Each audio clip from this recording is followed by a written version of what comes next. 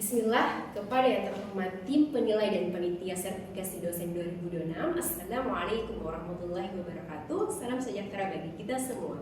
Perkenalkan, saya Nur Aisyah SPD NPD dengan NIDN 0906069601, dosen tetap di S1 Pendidikan Matematika, Fakultas Matematika dan Ilmu Pengetahuan Alam, Universitas Pejuang Republik Indonesia Makassar sejak tahun 2021. Video ini dibuat untuk memenuhi persyaratan sertifikasi dosen pada tahun 2026, yaitu pernyataan diri dosen dalam unjuk kerja Tridharma Perguruan Tinggi atau PDD UKT-PT untuk aspek kinerja pengajaran. Dalam video ini, saya akan memaparkan pelaksanaan pengajaran untuk mata kuliah aljabar elementer yang saya ampu di semester 2 jenjang S1 Pendidikan Matematika. Paparan ini mencakup 3 aspek, yaitu DAI, bagaimana saya menyampaikan materi atau delivery, interaksi yang saya bangun bersama mahasiswa atau interactions, dan sistem evaluasi yang saya terapkan atau assessment. Pada kesempatan ini saya akan menjelaskan salah satu mata kuliah saya dalam pengajaran, yaitu aljabar elementer. Aljabar elementer merupakan mata kuliah wajib dengan kode mata kuliah PMAT 6622241006 dengan bobot 2 SKS. Durasi 2 kali 50 menit per pertemuan yang ditempuh mahasiswa pada semester 2. Mata kuliah ini mempelajari atau membahas konsep-konsep dasar aljabar yang menjadi fondasi utama dalam matematika sekolah, yakni SMP atau SMA, dan matematika lanjut. Selain kemampuan kalkulasi, mahasiswa diarahkan untuk mampu memodelkan soal cerita atau HOTS, High Order Thickness Seal, serta mendeteksi miskonsepsi aljabar pada siswa sekolah. Adapun capaian pembelajaran lulusan prodi yang dibebankan pada mata kuliah adalah CPL 1 atau sikapnya, yakni menunjukkan sikap bertanggung jawab atas pekerjaan di bidang keahliannya secara mandiri. CPL 2 atau pengetahuan, yakni menguasai konsep teoritis matematika yang meliputi aljabar, geometri, kalkulus, dan statistika untuk mendukung pembelajaran matematika sekolah. CPL 3 atau kemampuan umum, yakni mampu mengambil keputusan secara tepat dalam konteks penyelesaian masalah di bidang keahliannya berdasarkan hasil analisis informasi. 4 atau kemampuan khusus, yakni mampu merencanakan dan melaksanakan pembelajaran matematika sekolah dengan menerapkan konsep aljabar secara logis dan terstruktur.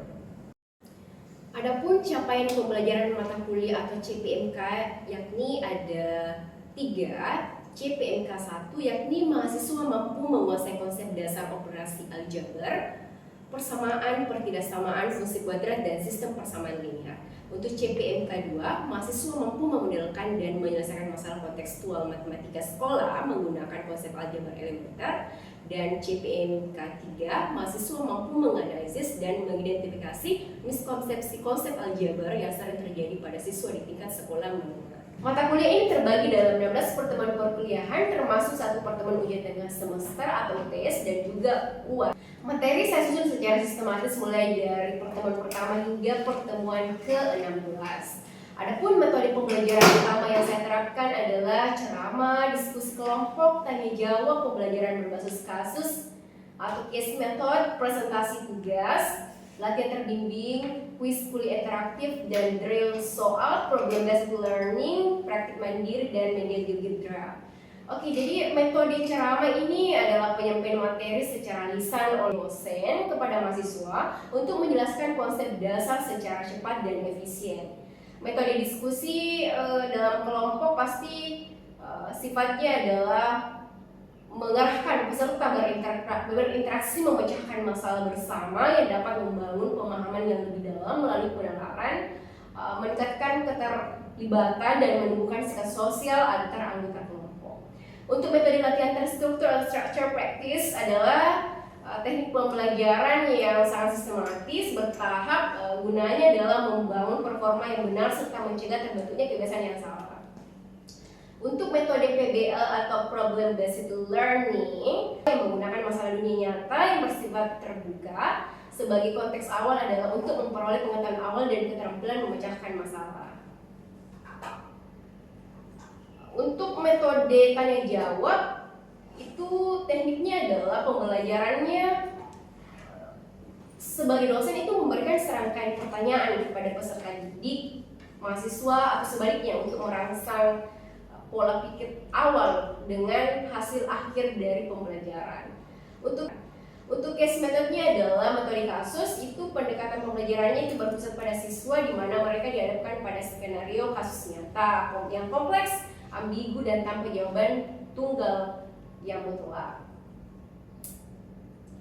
Untuk diskusi terbimbing itu peran dosen itu sangat krusial sebagai moderator yang mengarahkan jalannya debat agar tidak keluar dari substansi akademik melalui pertanyaan-pertanyaan tajam.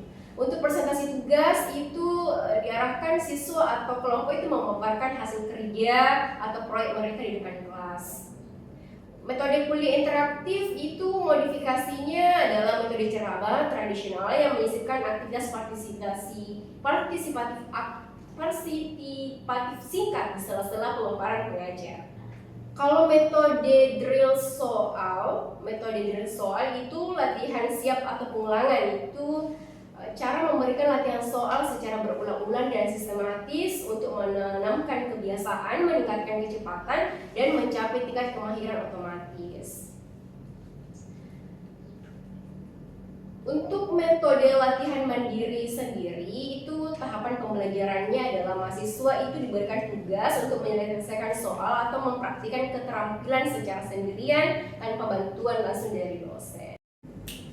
Adapun rancangan FPS dari pertemuan pertama sampai pertemuan ke-16 itu adalah pertemuan pertama tentang kontrak belajar. Jadi membangun persepsi mahasiswa untuk tahu apa-apa penilaian dalam mata kuliah aljabar elementer ini. Jadi di pertemuan pertama itu kontrak belajar tentang sejarah belajar, perbedaan variabel, konstanta, parameter, dan suhu. Kemampuan akhir yang diharapkan itu mahasiswa mampu memahami kontrak perkuliahan dan hakikat dasar variabel dalam aljabar. Dia metodenya itu masih kuliah dalam bentuk ceramah dan diskusi kelompok. Untuk pertemuan kedua itu materi tentang penjumlahan, pengurangan, perkalian atau ekspansi, pembagian, dan pemangkatan aljabar. Jadi dia kemampuan akhir yang diinginkan adalah mahasiswa itu mampu terampil melakukan operasi itu bentuk aljabar formal. Dia bentuk kuliahnya ya kuliah bentuk ceramah dan latihan terstruktur. Untuk pertemuan ketiga, dia materinya tentang sifat kesamaan aljabar, prosedur penemuan solusi, dan akar PLSP. Jadi CPMK itu adalah mahasiswa mampu memecahkan persamaan linear satu variabel atau PLSP beserta pembuktian dan langkah-langkahnya. Untuk pertemuan keempat itu materinya lanjutan, ini sifat ketaksamaan aljabar, perkalian bilangan negatif, penyajian solusi pada garis bilangan. Jadi kemampuannya awal akhir yang diinginkan adalah mahasiswa mampu memecahkan pertidaksamaan linear satu variabel, pertidaksamaan ya PLSP. Untuk pertemuan kelima itu materinya tentang penerapan PLSP dan PTLSP pada soal cerita kehidupan sehari-hari yang bentuknya soal HOTS, High Order Thinking Skill. Jadi kemampuan akhirnya adalah mahasiswa mampu melakukan pemodelan matematika dari masalah kontekstual. Nah, di sini dia metodenya adalah ceramah, pembelajaran berbasis kasus atau case method, diskusi kelompok, dan presentasi tugas. Untuk pertemuan 6 sendiri itu materinya lebih kepada operasi pecahan aljabar, penyamaan penyebut, mencari KPK dan FPB suku bentuk aljabar. Kemampuan akhirnya adalah mahasiswa itu harus mampu menguasai penyederhanaan dan operasi pecahan bentuk aljabar. Jadi dia bentuknya ceramah, latihan terbimbing, dan kuis. Untuk pertemuan ketujuh materinya tentu tentang pemfaktoran bentuk selisih kuadrat, bentuk kuadrat sempurna, bentuk kuadrat sempurna. Dia kemampuan akhir yang diinginkan adalah mahasiswa mampu menguasai teknik pemfaktoran suku aljabar tingkat lanjut. Nah, untuk pertemuan ke-8 ya tentang ujian tertulis dalam bentuk UTS. Jadi materi yang diinginkan itu adalah materi pertemuan 1 hingga ke-7. Untuk pertemuan ke-9 itu materinya tentang konsep sistem persamaan, metode grafik, substitusi eliminasi, dan metode campuran. Dia metode kuliah itu diskusi kelas aja dan ceramah. Nah, jadi dia kemampuan akhirnya yang diinginkan adalah mahasiswa mampu memecahkan sistem persamaan linear dua variabel atau SPLDV. Untuk pertemuan ke-10 itu materi tentang pemodelan masalah kontekstual dan analisis geometris SPLDV. Jadi dia ada solusi tunggal, tak hingga tak ada solusi. Jadi kemampuan akhir yang diinginkan adalah mahasiswa itu mampu menerapkan SPLDV untuk menyelesaikan soal aplikasi matematika sekolah. Metode belajarnya itu ya itu tadi problem based learning. Untuk pertemuan ke-11 materinya tentang pengertian fungsi persamaan kuadrat, akar dengan menentukan akar dan metode faktoran. Ya metodenya adalah ceramah dan tanya jawab saja. Kemampuan akhir yang diinginkan adalah mahasiswa mampu mengidentifikasi akar persamaan kuadrat menggunakan metode dasar. Untuk pertemuan ke-12 materinya itu mencakup metode melengkapkan kuadrat sempurna dan penurunan serta penggunaan rumus ABC. Metode yang digunakan adalah latihan mandiri dan ceramah. Kemampuan akhir yang diinginkan adalah mahasiswa mampu menentukan akar persamaan kuadrat dengan metode formal lanjut. Untuk pertemuan ke-13, materinya tentang peran diskriminan atau D. Jadi dia metodenya diskusi kelompok yang terfokus dan ceramah. Kemampuan akhirnya adalah mahasiswa itu mampu menganalisis karakteristik akar persamaan kuadrat melalui diskriminan. Pertemuan ke-14 itu lebih kepada materi titik potong sumbu koordinat, sumbu simetri, dan sketsa kurva paramulanya. Ini metodenya itu praktik mandiri dan menggunakan media GeoGebra. Jadi kemampuan akhirnya adalah mahasiswa itu mampu mengkonstruksi grafik fungsi kuadrat secara presisi. Untuk pertemuan ke-15 ya ini analisis kesalahan konsep. Jadi dia metodenya ya kuliah ceramah, case method juga, ini presentasi juga, hampir sama di pertemuan ke-5. Ya kemampuan akhir yang diinginkan adalah mahasiswa mampu mengevaluasi miskonsepsi aljabar yang sering dilakukan oleh sekolah. Oke, jadi dia pertemuan ke-16 itu adalah ujian akhir semester. Untuk sistem penilaiannya sendiri itu menggunakan bobot penilaian kehadiran dan keaktifan itu adalah 10%, tugasnya 30%, ujian tengah semester atau UTS-nya 30%, ujian akhir semester atau UAS-nya 30%. Jadi perhitungan nilai akhir kuliah, mata kuliah disesuaikan dengan bobot penilaian. Di RPS ini adapun daftar referensi atau pustaka pendukungnya itu ada utama dan pendukung. Untuk utama sendiri itu ada referensi dari Barnett, R.A. Ziegler, M.R. Berlin tahun 2010, College Algebra, McGraw-Hill, dan buku tes matematika SMP dan SMA, kurikulum Merdeka, Kementerian Pendidikan dan Kebudayaan Republik Indonesia. Kalau pendukungnya itu kami menggunakan buku Sullivan M 2015, College Algebra 10 tahun edisinya persen. Adapun sistem pembelajarannya yakni secara tatap muka, Zoom Meeting, dan Google Classroom. Demikian pemaparan saya mengenai pelaksanaan pengajaran pada mata kuliah aljabar elementer. Saya berkomitmen untuk terus meningkatkan kualitas pengajaran baik dari sisi metode, media, maupun sistem evaluasi demi mendukung terwujudnya lulusan yang kompeten di bidang pendidikan matematika. Selanjutnya saya akan menampilkan proses pengajaran yang saya lakukan pada pertemuan ke-5, yaitu penerapan PLSP dan PTLSP pada soal cerita kehidupan sehari-hari atau soal HOTS. Jadi kemampuan akhir yang diharapkan di sini adalah mahasiswa mampu melakukan pemodelan matematika dari masalah kontekstual dengan indikator validitas model matematika yang dibangun. Pada materi penerapan PLSP dan PTLSP pada soal cerita kehidupan sehari-hari atau soal HOTS itu menggunakan metode case method. Alasan penggunaan metode case method ini sangat cocok karena merupakan salah satu strategi pembelajaran terbaik untuk materi pemodelan matematika karena dia masalah nyata.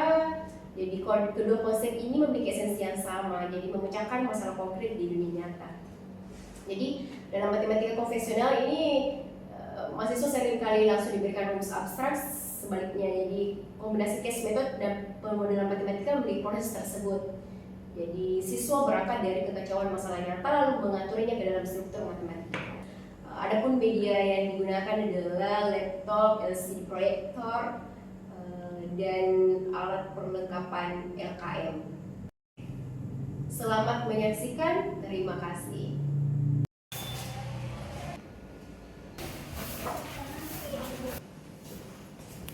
Baik, bismillah. Sebelum kita memulai pelajaran, saya arahkan ketua tingkat untuk memimpin doa terlebih dahulu. Silakan ketua tingkat.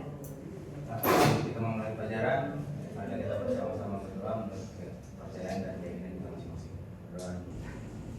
Kita memulai mata kuliah, saya absen dulu ya. Dengarkan namanya.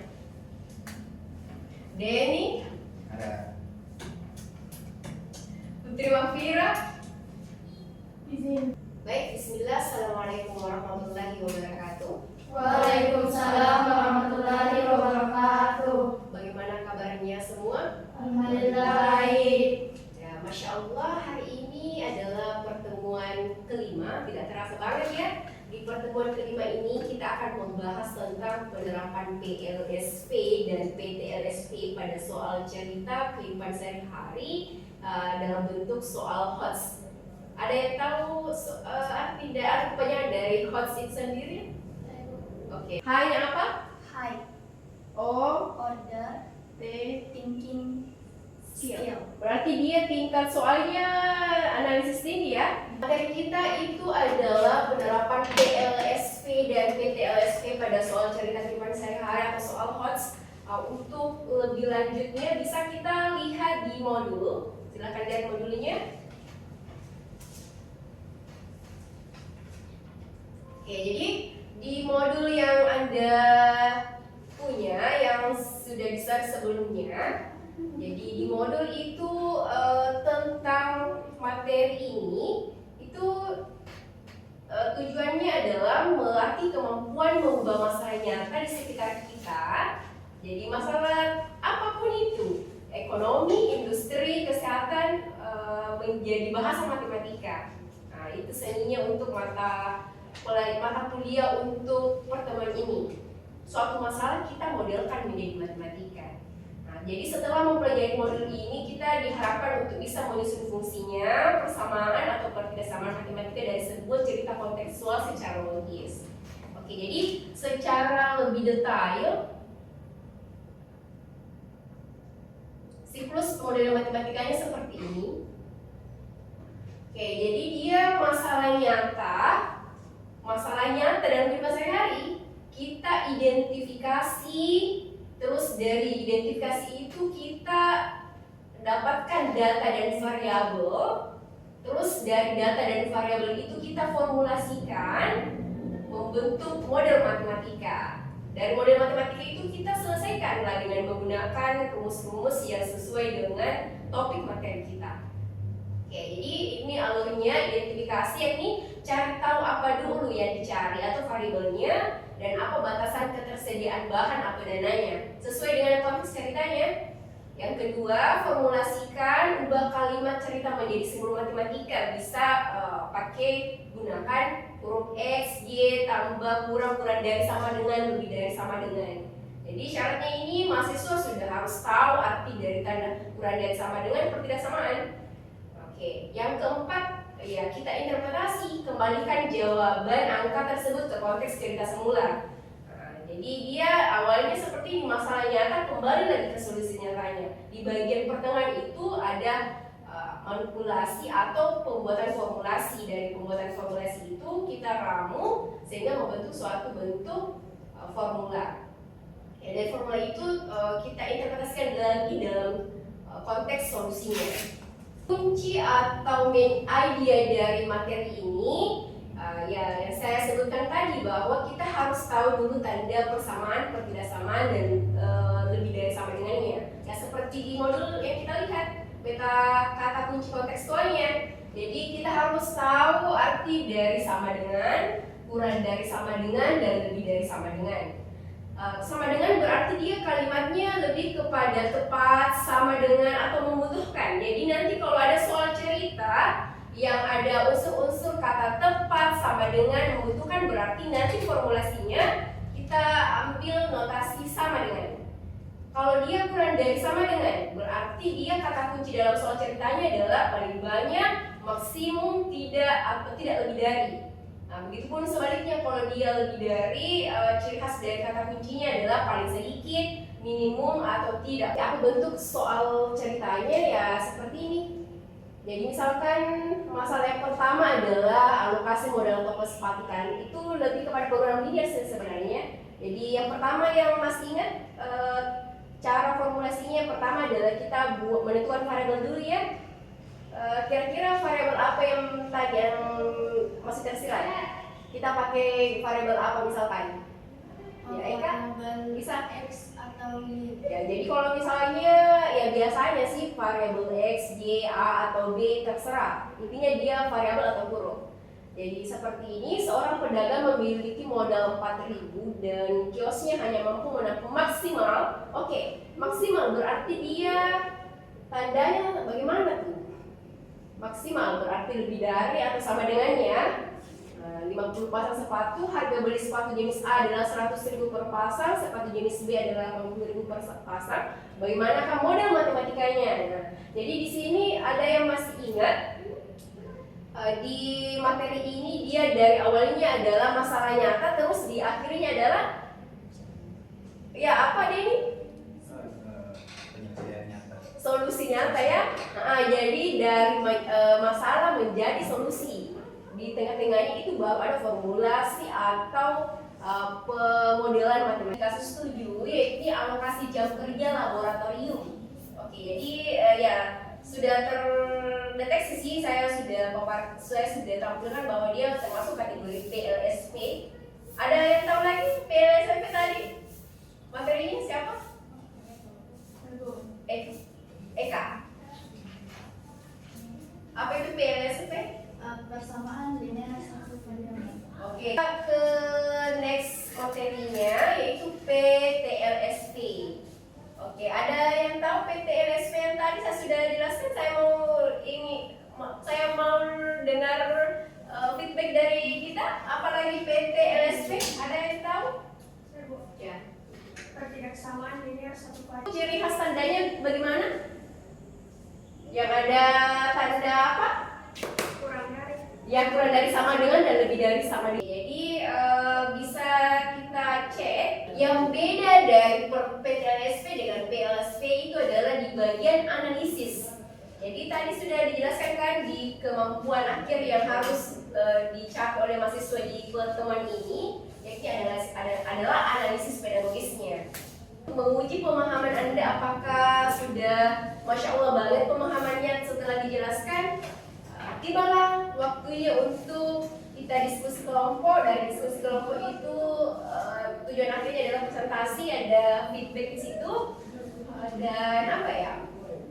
Case method, kan saya sudah paparkan tadi. Case method itu adalah masalah nyata yang akan kita cermati. Dari masalah itu Anda harus menerapkan matematika dan menentukan solusi dari soal nyata yang diperlihatkan tadi soalnya. Oke, silahkan buka LKM-nya yang saya sudah bagikan, sudah ya.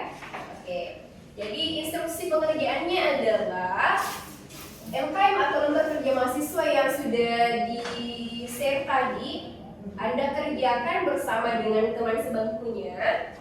Ini. Oke. Ya silahkan dulu duduk di sini. Mampu menyelesaikan model tersebut menggunakan prinsip sifat-sifat operasi aljabar yang benar. Dan yang terakhir adalah mahasiswa itu mampu menginterpretasikan solusi matematis ke dalam solusi dunia nyata.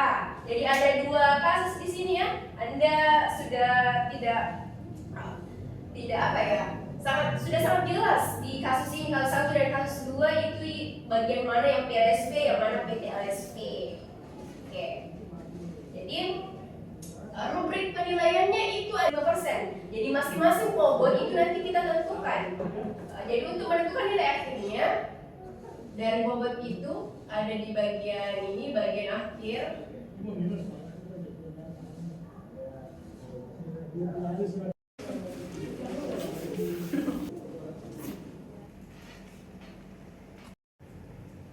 Baik, waktunya sudah kurang lebih 45 menitan ya.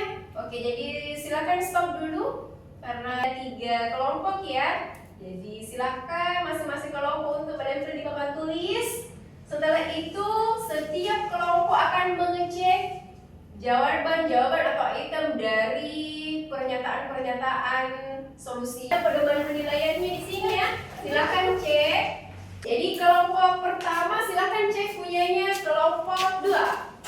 Oke, kelompok 2 silakan cek punyanya kelompok 3. Kelompok 3 silakan mengecek dia PSP ya. Kamu dapat poinnya berapa? 10, 5, 20, 15, 22. Identifikasi dan variabel. Kita misalkan K sama dengan banyaknya kotak suara yang diangkut, variabel K harus berupa bilangan bulat. Identifikasi dan variabel itu misal K itu banyak kotak suara yang diangkut. Ya baik, kita lihat ya. Tadi sudah dipaparkan, sudah dihitung dari kelompok 1 berapa nilainya? Kira-kira 95. Oke, kelompok 2 40. Oke, kelompok 3 70.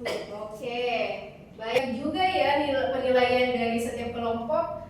Ya sebelum Ibu tutup mata kuliah ini, bagusnya kita review ulang ya dari jam pagi tadi sampai sekarang feedback dari mata kuliah ini. Oke, jadi mata kuliah ini Membantu siswa menerapkan pengetahuan dalam kehidupan sehari-hari. ya baik, bagus sekali ya. Itu yang kita dapatkan dari mata kuliah pertemuan kelima ini. Oke, good job untuk hari ini. Sampai jumpa pekan depannya. Oke. Demikian, assalamualaikum warahmatullahi wabarakatuh. Waalaikumsalam warahmatullahi wabarakatuh. Demikian, saya mengucapkan terima kasih kepada tim penilai dan panitia sertifikasi dosen 2026. Terima kasih pula kepada Direktorat Sumber Daya Direktorat Jenderal Pendidikan Tinggi atau Ditjendikti Kementerian Pendidikan Tinggi, Sains dan Teknologi Kemendiktiksaintek. Terima kasih pula untuk teman sejawat dosen dan rekan-rekan mahasiswa S1 Program Studi Pendidikan Matematika, Fakultas Matematika dan Ilmu Pengetahuan Universitas Pejuang Republik Indonesia. Saya akhiri, assalamualaikum warahmatullahi wabarakatuh.